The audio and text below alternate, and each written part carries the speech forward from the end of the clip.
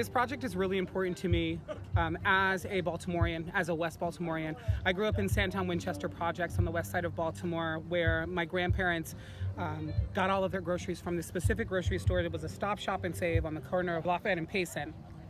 And that grocery store, all of my family used to get their groceries from. And then all of a sudden that grocery store closed. That exact grocery chain closed all over Baltimore and left so many communities in the inner city without fresh produce at their fingertips like a lot of our other wealthier neighbors had.